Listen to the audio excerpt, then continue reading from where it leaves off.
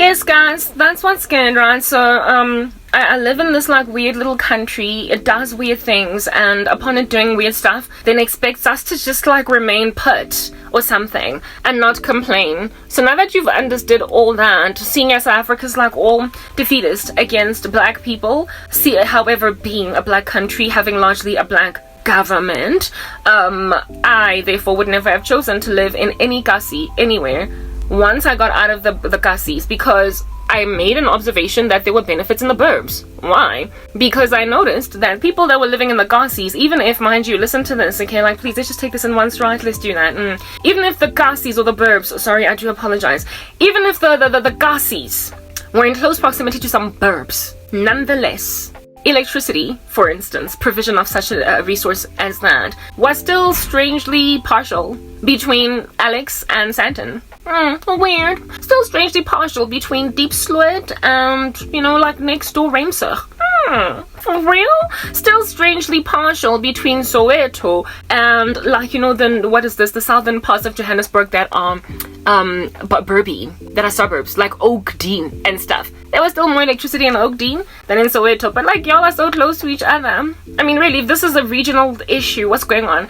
Yeah, I've been made to live in some kasis, you guys, and I wasn't a fan for those reasons. I mean, it's nice to live among black people because it's easier to be among black people as a black person because there's less discrimination, and on top of that, you kind of get each other more. And like I said, kasis are a lot more vibrant, a lot more busy, and there's a lot less complaint about what the next door neighbor is doing. And so that helps. But all the disadvantages far outweigh the advantages of being in the kasi, because the disadvantages are so material in their importance. Things like electricity, things like water, guys. Yeah, things like water provision, things like safe roads with no potholes. No, I'm sorry, like such things are too important for you to just be focusing on tabara. You get to throw a bash every 3 weeks without anybody complaining. Yeah. So granted that's like a whole thingy, my Bobby, I chose to exit the kasis, but then I was thrown into obscurity and poverty. Oh, look at me. There's like such a teardrop over there. It's so heavy, God, when it lands. I was thrown into obscurity, and given that I was thrown into obscurity, my family members acted really dirty. They made like this African government that even though you're black, what are you doing? You're out here messing with black lives? Black lives matter, my body, that's what's good. Ain't nobody care about black people in the black community, and yet you out here rioting, making white people basically worship you because you were previously disadvantaged. Charity begins at home, buggers. Anyway, let's just put this on them. My family members made like my government, and they threw me in obscurity when in and of themselves they were living in opulence. Yeah, so I have lived in Naturina of which is a kasi. It used to be a white only area back in the days of apartheid, and then it got made black because it was so close to Soweto, the places where black people were living. And then as soon as black people moved in there, white folk got driven out. They decided to leave, and only a few white families remain in Natch, right? So it's black. It's a black name. It's black and colored. It's mixed, right? Because there's like a whole bunch of people from Aldo's as well that came in who were colored, the previously group areas colored region, and black folks. So Natch is filled with black and colored people. So it's a kasi, basically. It's a ghetto. Okay, and with it being a ghetto, well, I mean, like when I was living there, Jesus Christ have mercy, the power cuts. Roodepoort has always had an issue with power cut issue, the power cuts, even apart from the nation having a problem, because their power plant is ancient from the days of apartheid, and they made a decision not to upgrade or do anything over there precisely because it was shared with Dobsonville. So I mean, this racist country, it's just always been doing a strange thing, okay? But other suburbs in this country of ours were relatively safe from load shedding until about let's say 5 or 6 years ago. That's when it got bad for all of South Africa, because now they couldn't afford to be unfair to just like black neighborhoods, because now the power grids were falling apart so hectically. Maintenance was not done so badly that now white people, we try to spare you as much as we could. Suburbia, we try to spare you, but at this point we also gotta snatch your piece too. But in the very beginning stages of load shedding in this country, it was only the kasis that were really feeling it. It was the kasis, and they would get power cuts for hours on end, sometimes even days. And when I was living at Naturina, we like power cuts were, oh guys, and I was so depressed like all the time, because I mean I was in that situation and I was so lonely. The power cuts were prolific, and I was always just trying to bite my fingernails off. And there was a time when there was a power cut for 3 days, like I couldn't cook and I didn't have enough food to eat. I was caught like yo guys, it was just so bad.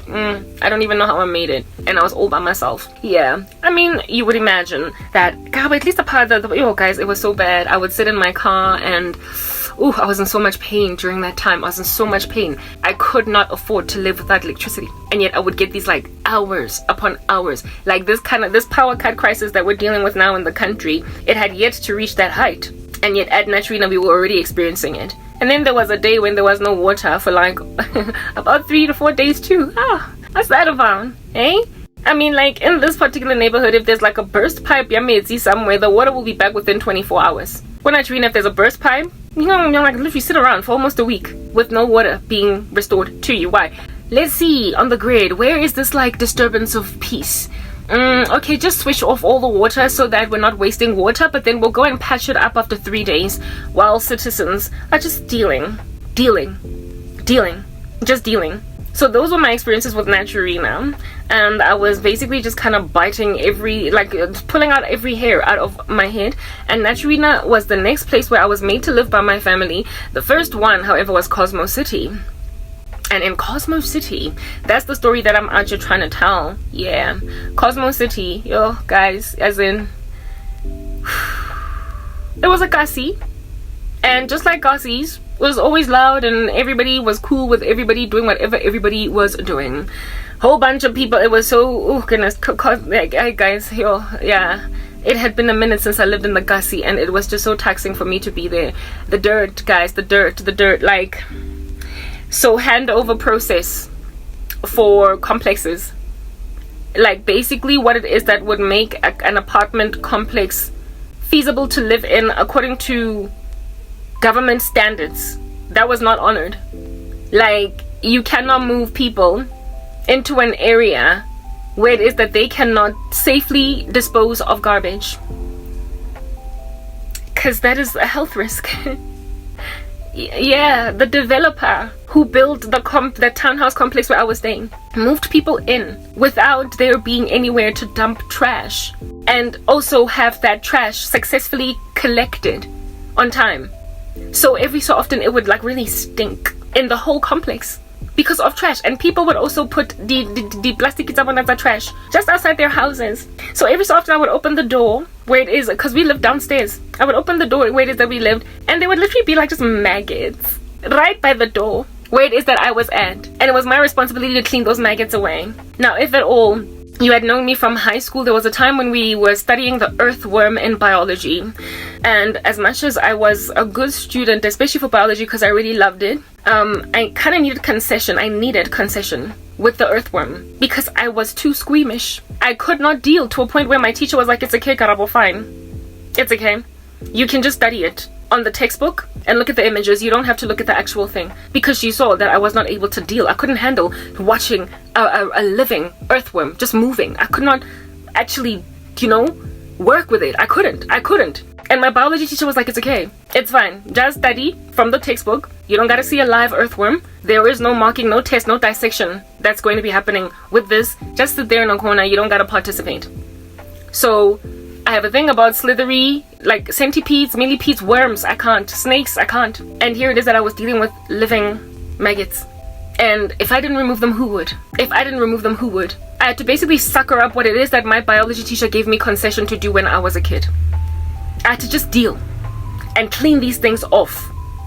And I was always dooming and whatnotting here because there was a garbage disposal epidemic in the complex where I was staying. Yeah, that's a black neighborhood for you. Such things. There's nobody rocking up, no inspector.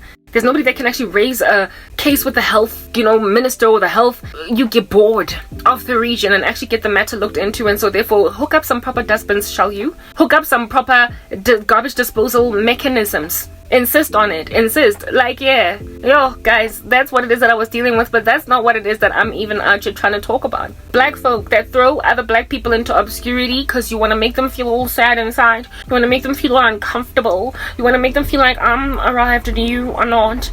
Without even realizing that you do this to yourselves. And now you are about to reap what you have sown. You're gonna know what it's like to be a second-class citizen in a minute. It's literally coming to you. Tribulation, I told you, you guys reap what you sow. You're going to get exactly what you did to yours truly. The thing that you did to Kurazi, you're gonna have to suffer from it. You know, second grade chicken. Kind of chicken that when you buy it from the store, it still has feathers. Like, what's going on with that? Oh. Why does this chicken still have feathers exactly? Why do I see ipigolana? Why kibona? Heba, somebody please tell me why this chicken still has feathers on it. Was it not industrially plucked? Like you know, when you buy chicken from Pick and Pay or Woolies, it's probably, if that chicken was a human being, it would be a Korean girl. It's that 10-step skin process to get glass skin. Your chickens out here walking around with glass skin because they have so industrially succeeded to remove every last hair and close every last pore on the skin of the chicken that it's all so shiny when it arrives at you. It's so shiny. Not even like, guys, have you ever slaughtered a chicken? You know how nasty it looks? The one that you pluck yourself, the ones that you handle yourselves, because when I or whatever, it don't taste the same, it don't look the same. There's an industrial bleeding process that makes sure that, you know, it's better. Yeah, then what under heaven it is that is the one that you buy at the local market to pluck yourself, to kill yourself, to slaughter, pluck yourself. It's just got this like chicken skin. Like, literally, it's called chicken skin. It's got chicken skin. There's literally chicken in these streets that doesn't have chicken skin. Y'all know that. Like, Woolies chicken ain't got chicken skin. Like, guys, there are chickens that don't have chicken skin because there is a process that somehow polishes it up and gives it a Korean glass skin makeover. Hey, you're used to Korean chicken. You're used to Korean girl glass skin chicken. And here it is that now you gotta like pluck out an extra feather after cooking some chicken, because that's when they rise. And you gotta, yeah, I was being bought chicken, I still had feathers. You know what, guys, like, my family, they literally are gonna reap what they sowed. They have this coming. My chicken ain't had no glass skin, and I had to just take it in my stride. Okay, this is what I'm eating. Hey, batung, ne ke le ko fear factor na. Ke kopana le di maggots. I was in fear factor, mina. Ke kopana le di chichiboya all up in my throat. Ke so bone 1 in years. I was living in fear factor, where it is that there were so many flies in the house, no matter how many windows I closed, that I always had to check every nook and cranny for maggots to see if they didn't lay eggs. Yeah, I was living in fear factor. Do you understand? Instead of eating these things that were just living with me, could not put anything on the kitchen counter for more than 5 seconds without worrying on. And then there was the issue with cockroaches. I managed to keep most of those out, but every so often there was a giant one just going from left to right, because if your upstairs neighbor and your next door neighbor don't care to protect themselves from that stuff, it's going to find its way into your space no matter how much you clean. Yeah, I was living in such an environment as that, and I could not believe my life. I could not believe my life. I was there for 5 months, but I know how to riot. I know how to basically throw a scene, my toys out the cart. I know how to basically, be a protagonist, a little bit of 1 minute. I know how to be a little bit of an instigator, right? Of a rebellious, riotous affair, something out here in these streets that is intended to stir up people, charge them to start a revolution. I've been made that girl. Yeah. So I managed to get out in 5 months. I would have stayed there indefinitely, like they were planning on leaving me in that place indefinitely. But after 5 months, the lease, which was a year lease, was ceased. It was ceased. It was cancelled. And I ended up being moved just by myself to Naturina, and it was better. That environment was terrible. And it was also made worse by the fact that I was made to live with a man that I didn't even know, my dad. Yeah, I couldn't stand it. Yeah, that's what black people out here doing to each other. That's what you do to your daughters and your sons, because you feel ngati they need to be punished. You feel like the way that you punish a fellow black person is by impoverishing them.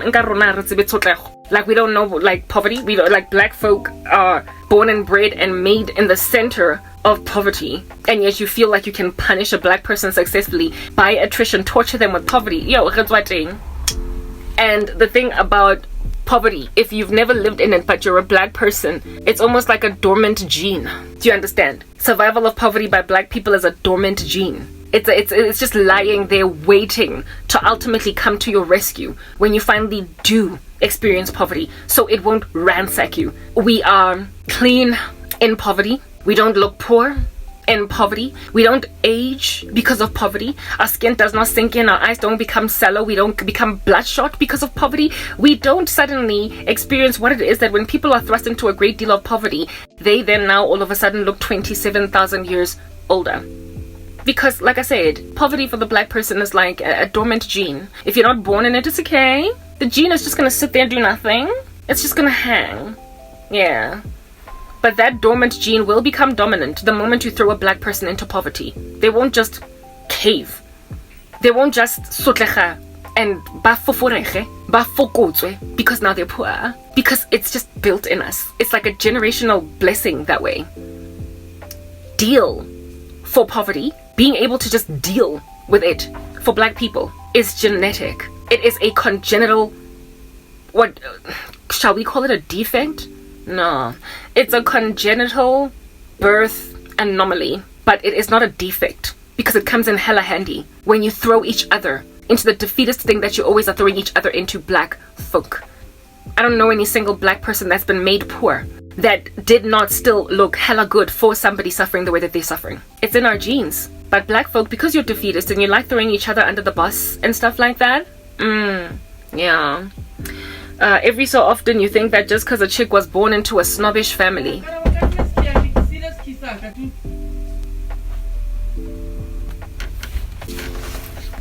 What's up?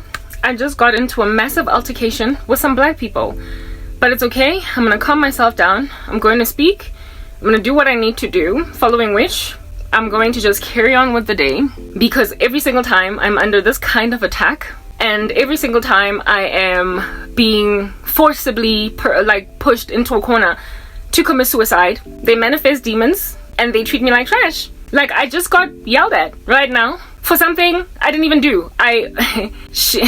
I'm not even going to talk about it because I was on another topic. It's that basic. And this time around, I'm not going to be put in such a frenzy that I'm going to be out here begging God to commit suicide. Because, like I said, they keep repeating the same spells, like over and over and over again. And each new time that they do these, I get just ever so slightly less affected by them. I become less intensely abused by the spells. Like, this woman just knocks here, asks me for the key, and when I open, she then yells at me and tells me, don't you ever dare wash the dishes again, because I'm sick and tired of wiping water from the floor. The last time I washed dishes today was in the morning. It is currently 2041. It's 2041, do you understand? Meaning that if there's any water on the floor in the kitchen, it's because of my older sister, who is currently baking in the kitchen, and she probably washed some dishes, and water landed on the floor, and I was the one giving grief for that. Yesterday, I was left with a pile of dishes on the sink to wash. Do you understand? All by myself. And I was upset about that, but nonetheless, I washed them. And in the middle of me washing dishes, I was told, nobody's forcing you to do this. Oh, really?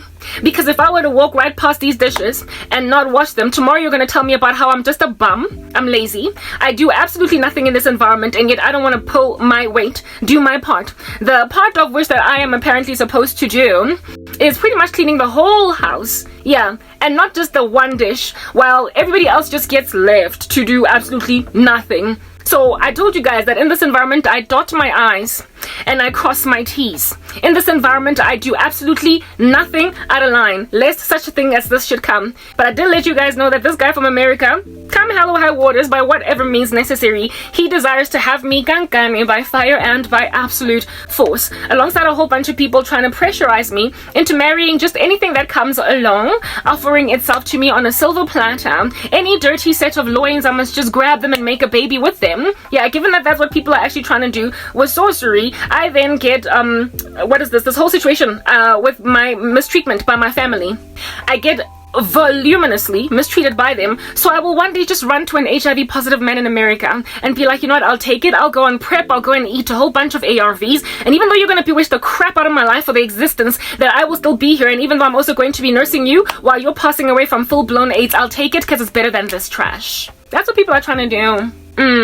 So when I rock up here with all of this sarcasm and I make it clear that Noma Ningakala Inyemizizam are like 5-2 redemption, it is because I see what's going on Gaibona in broad daylight, and everybody that is trying like a dog to derail me are doing so using the exact same strategies. Like absolutely nothing transforms, nothing changes, absolutely nothing changes. They just do the same things over and over again, and very typically, very predictably, after they commit these abominations, it's genocide, because I'm not the only victim. After they commit these abominations, yeah, well, I don't know, they then get afflicted by a guilty conscience. And then after the guilty conscience, all of a sudden you're talking to me like I'm a human being. Oh wow, that's just the thing. Like, I wasn't really sure if today I should greet or not, lest you should decide not to greet back or greet me with an attitude. I'm not really sure if today I should walk into the house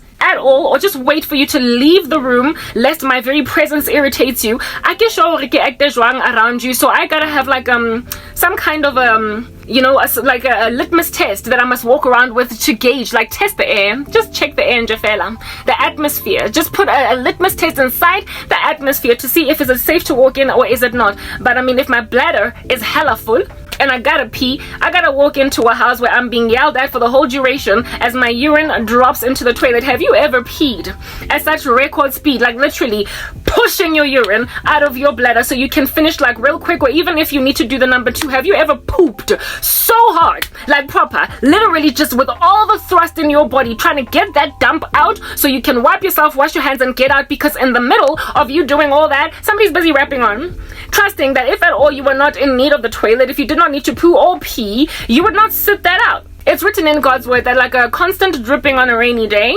so too it is to share a house with a contentious woman. That's what's good. Yeah, you would much rather live on the corner of a roof than to share a house with a contentious woman. You would much rather live in a desert than to share a house with a contentious woman. And so this person that's always like goop goop goop dripping like a tap and always like bye, you will do anything to get out. So if you can walk a good 10 kilometers away from the yapping, rapping random person that's always down your throat with something like a bit of a choking like apple, something stuck in your throat, suffocating the living daylights out of the breath out of you, if you can't run out of there fast enough, you're going to be subjugated to the tyranny of needles bursting in your ear because the muntu keeps on talking a whole bunch of smack to you. That's how I live in the midst of these people. I don't know. I am on thin ice. I told you my older sister is now currently living with us, and so that's like a double whammy of demons, like 2 people that are freaking demon possessed over and above the one that already had an issue. And whenever my older sister is around, I get to wait along.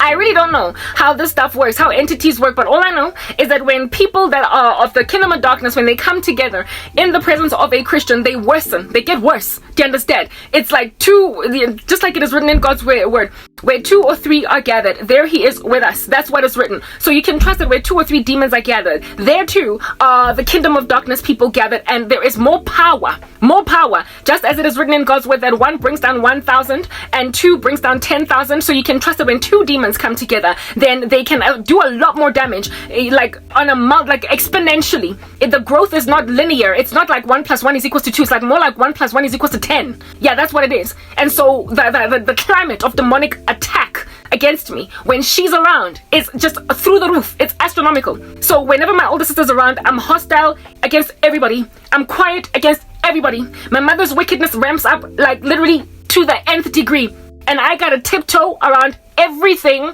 and everyone. And if I do not tiptoe around everything and everyone, I'm going to get lambasted with some kind of a psychotic attack. I, irrespective, get lambasted with an attack anyway, even if I try to avoid it. But at a minimum, I try to basically just eradicate like everything. I try to not get anybody bursting on me. I try to not get anyone bursting on me. So now, just like in the kingdom of heaven, 2 or 3 are gathered against one Christian, and I have got to duck that bullet, but I can't dodge that bullet. And that level of demonism that threw me go Naturina, threw me go Cosmo City, because I was going to get now punished by poverty. Do you understand what I'm saying? Yeah, they were anticipating that thanks to working together to despise my God, working together to humiliate me, to show me what I needed to be shown. Seeing as they were now working together, I was supposed to now come out of Cosmo City with a big fat chunky baby bump that nobody knows what is what guy.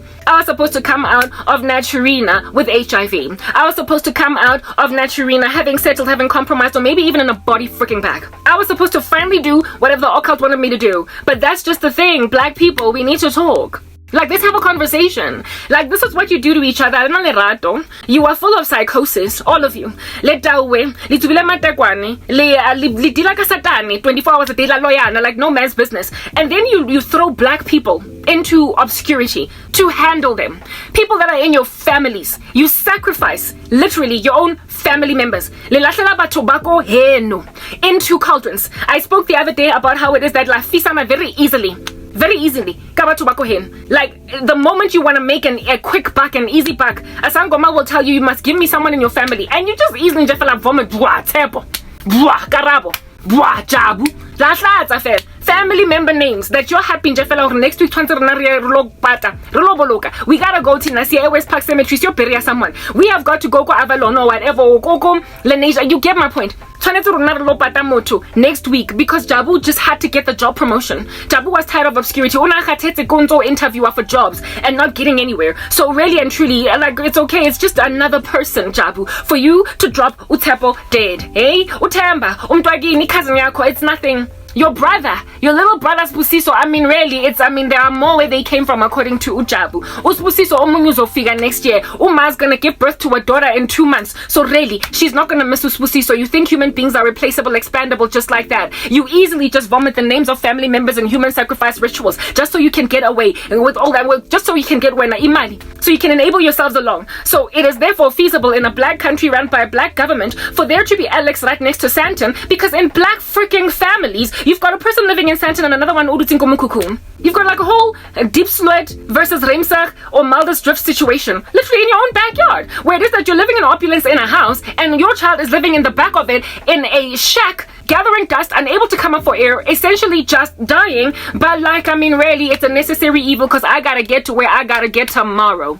You club together against Abantu Bagini, and if at all they dare give their lives to Jesus Christ, then more so are you going to band together like a bunch of miscreants. The inequality in this country is as a result of black families really just kind of throwing one another overboard. You are throwing one another into the ocean. Why? Because like the country's black. It's South Africa. That is what it is. We're in Africa.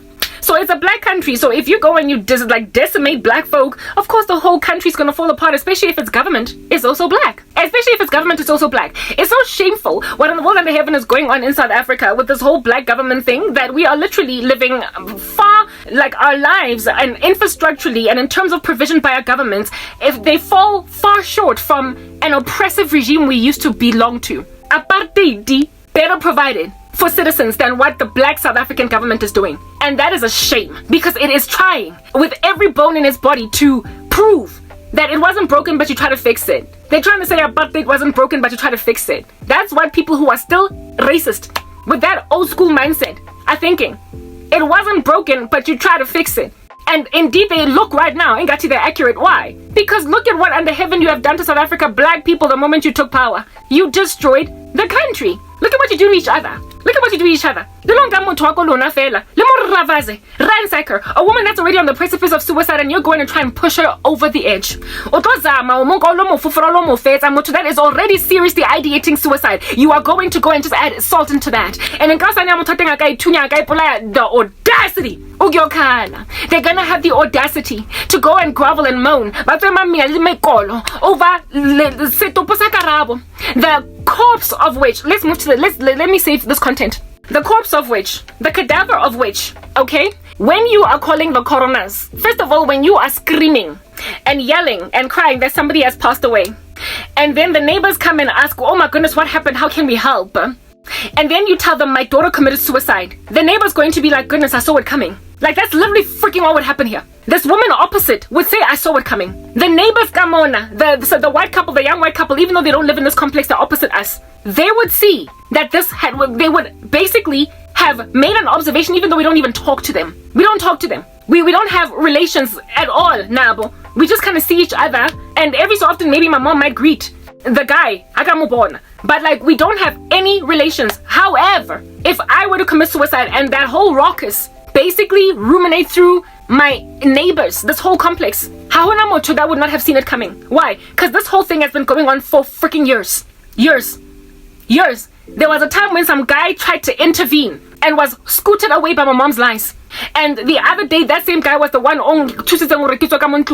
because my mother had locked me in the house by mistake, and he had to come and open this door to get my key and see my living conditions. And so if I were to be found having committed suicide, that would look at my mother on some, I'm so sorry. They would look at her on some, you literally drove her to this place. The woman is wise enough, smart enough to be able to reach that inference. She's smart enough to be able to reach a conclusion that if I were to commit suicide in this state, I got shazek. But she is leaning on that black gene, I told you, that deals really well with poverty. That congenital, I can't call it a defect, but it's a gene. You are born with it.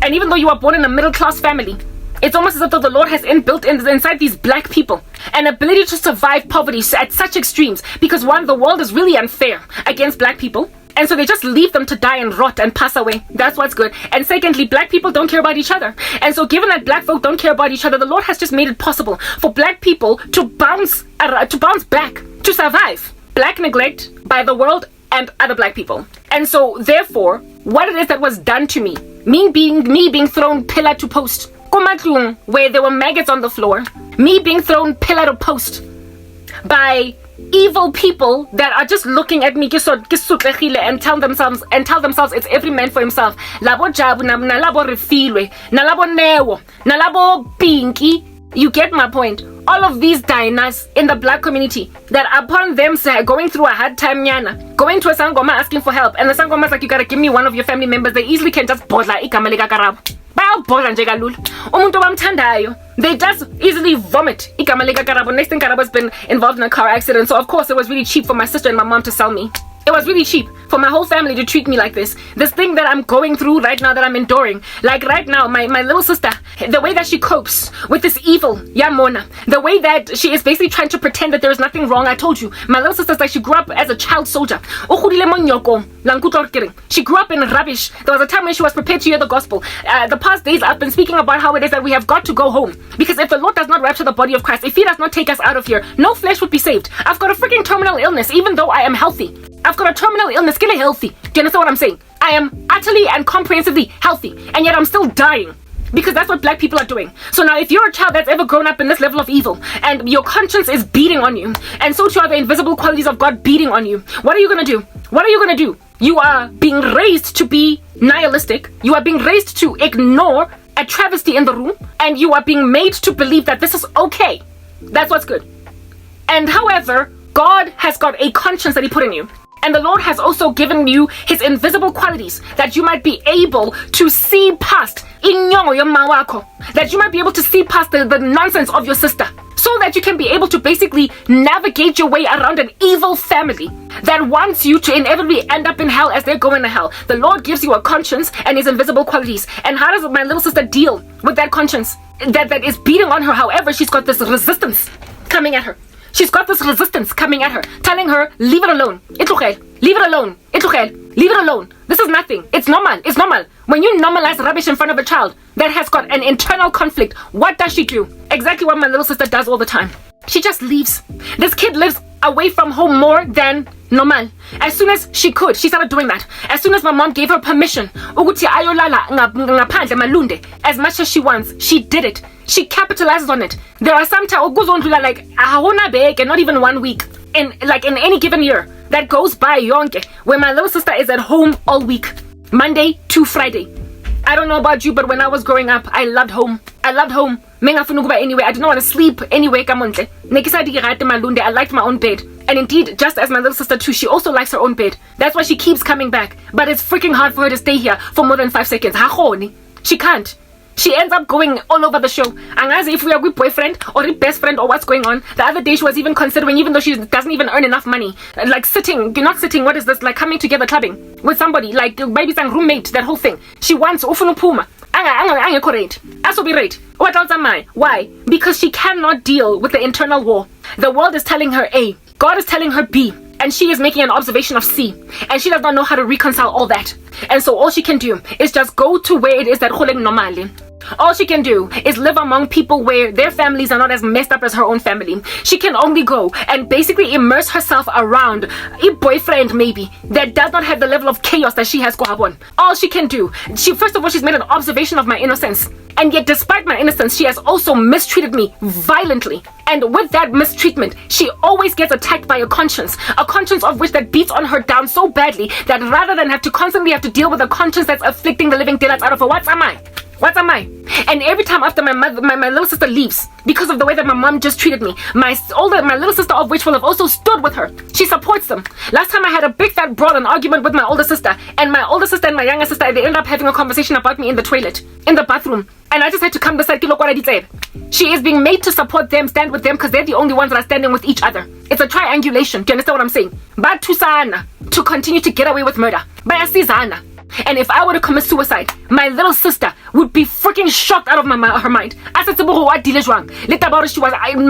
My older sister got driven to suicide by the wickedness of my mom and my older sister and the whole damn family that lied about a person that I grew up in the midst of. I saw that she was innocent.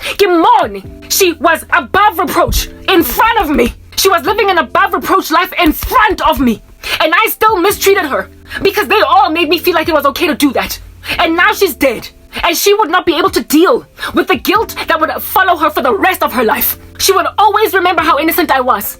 She would always remember how many times she made me wash after her, clean all of her dishes, wipe the kitchen counters. She would always remember the times when my mom just yelled at me for no freaking reason. She would always remember all that and would follow her for the rest of her life. And my mother would have likely been inconsolable after I committed suicide because she would have trusted that I'm gonna stay alive. They would have thrown a person over the edge and done what a black family typically does after a person they put to the end of their lives kills themselves. Freaking moan, groan, cry, roll over on top of a casket, kolifum. Inconsolable, you are genuinely devastated, Mara. The person that is now in the grave, in the run-up to her suicide, you yelled at her over something she did not deserve. And now she's dead. So my little sister would have not only had to pick up the pieces of my mom's inconsolability, but my older sister might in and of herself, given that she's on the freaking edge herself, committed suicide because of my suicide. So we'd be dealing with 2 suicides in the family, a mother that's inconsolable, and a younger sister that would have finally gotten to a point that this here killed Karabo. And then later, the older sister. And now my mother is dying from a broken heart. But they all did this to her until she could no longer live. That's what all of your witchcraft does. That's what your witchcraft does. You throw people under the bus, you try to force people to do things they don't want to do, and when they don't react appropriately or according to your sorcery, you then go right back to the drawing board. She just keeps on going back now to witchcraft. Every single time she is scared that I might just come out and be okay again. One loy. She keeps whamming me with sorcery. And when then you keep on whamming a person with sorcery and I won't get breaky yourself, when you're then in the presence of that Christian, you will manifest demons. And so the two of them have a kopane. Give bills a babeng way a hard knock. When the two of them are together, they are a hard knock, demonic combination that it basically is, can't nobody stop us, get party. It's a party. And when she is here, I get abused. So janung jaga khaya asa duli kontlung ya hai. And she's presently living with us for whatever reason. Now, I don't know what it's gonna take for me to be pushed to the edge of myself until I'm dead. They are gonna keep doing this. The last time when I was afflicted to the edge, like literally pushed to the edge of my seat, she was here. What am I gonna do with 2 people? They keep on consulting the sangoma. What am I gonna do with that? You see, as a child of God, I would have been able to separate myself from my family. Indeed, the law says, be ye separate. Be ye separate. I would have been able to live somewhere else. On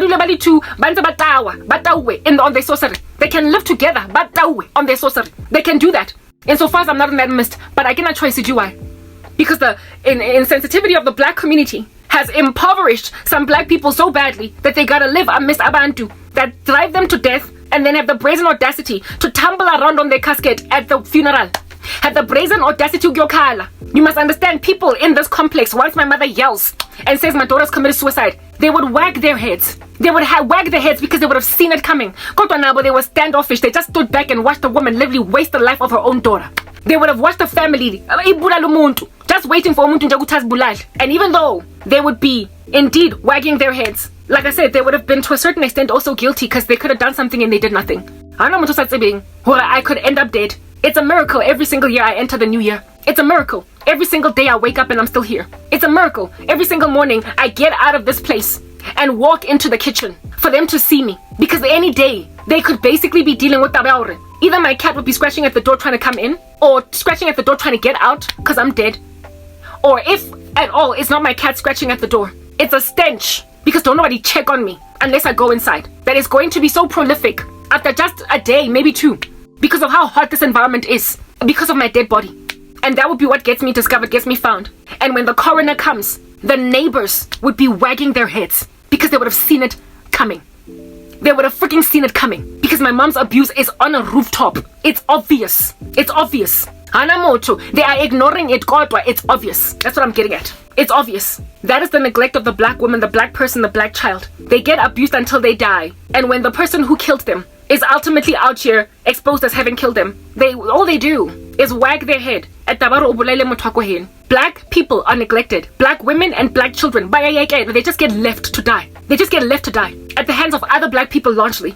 And even though people might have made an observation that this person needs saving, they stand back until all they get to do is, like I said, wag their heads because they saw it coming. Who lives in a shack at the backs of their mother's houses for years on end and goes nowhere. My car is so dirty. It is so dirty because it does not go anywhere, it doesn't move. My mom just recently bought a new car. It's basically dead. It's going nowhere. It's been used as a storage facility by my sister, or bailing some of the things in my car.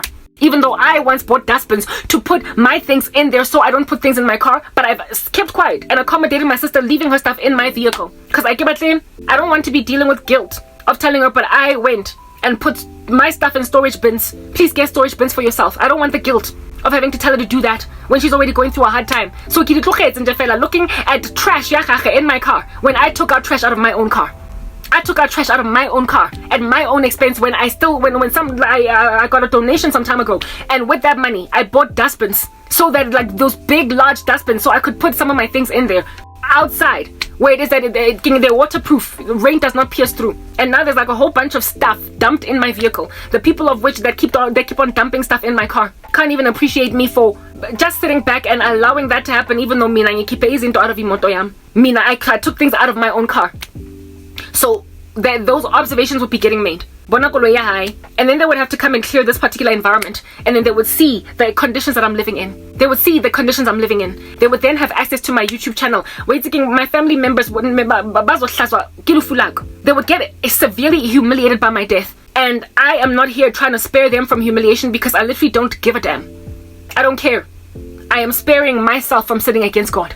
The work that I do every day is to give myself encouragement so that I don't sin against God. I don't want to test God. I don't want to find myself in Sheol thinking that I'm going to heaven. I don't want to do any such thing as that. So the only reason I'm alive has nothing to do with them.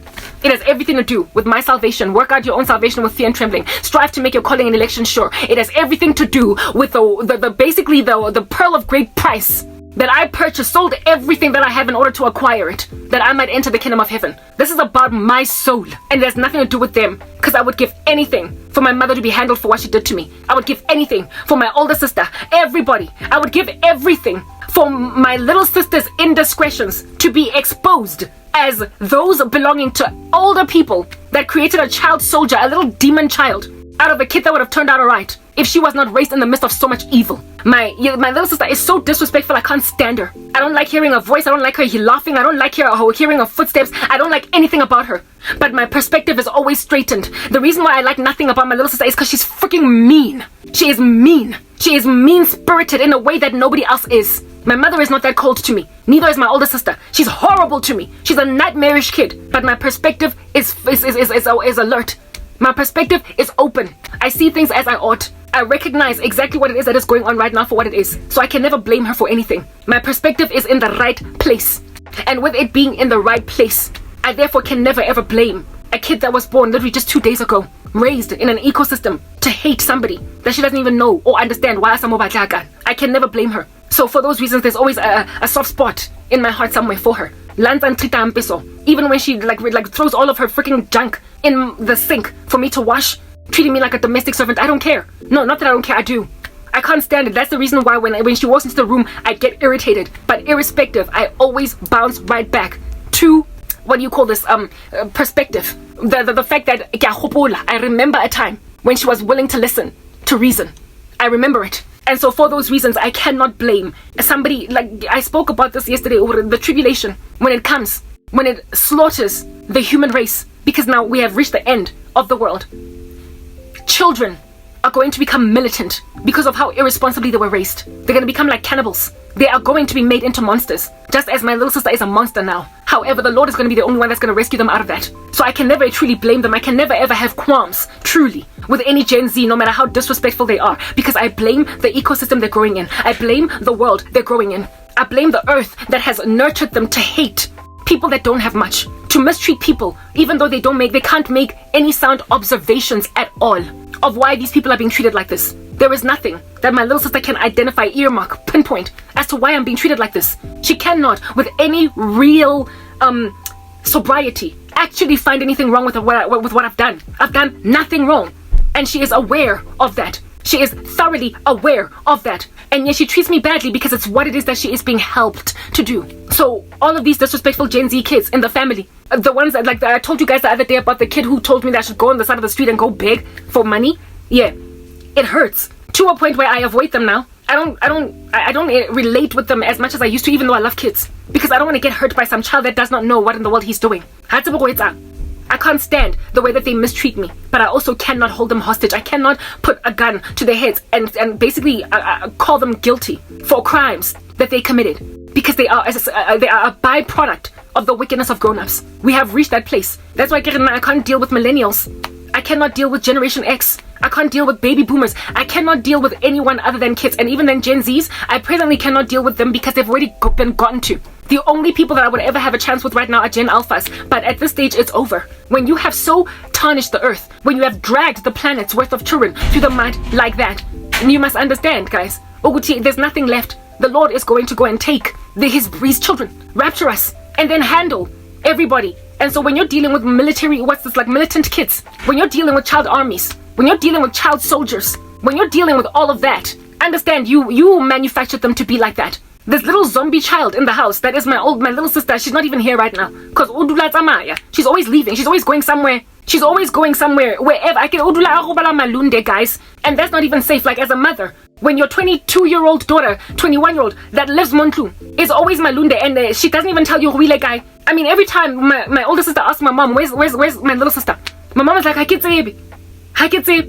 I never ever left Mina once I got to a certain place, the house, without telling my mom, guy, Ma, I'm going to be with my boyfriend. Ma, I'm going to be this and that. I never, ever, ever, ever left without telling my mom where I'm going. Now my little sister she packs a bag and she goes, and my mom does not know who guy. How much weight? That is a person that is acting out because of the conditions that she's living in. And that's how Gen Zs are growing up. They feel as if though they can run their own world, run their own show, because adults are messy, it's cantankerous. And I'm grateful that this little brawl that just happened right now between me and my mom, with my older sister treating me like trash for no other reason than the fact that she can, because afterwards she locked the house with my key in it, and I asked her for key. So I asked my sister for the key, and then she came out from where she's at talking to me like I'm trash. What makes you think I'm just here to listen to you asking me for key? Mewa how has locked me outside of the house. I'm asking for key. They all treat me like trash, but that's not reason. I'm glad my younger sister was not here, but the other time she was. But it does not matter, because the only thing that's going to rescue that kid for Jesus, the only thing that's going to make her see the worthwhile thing that Christ is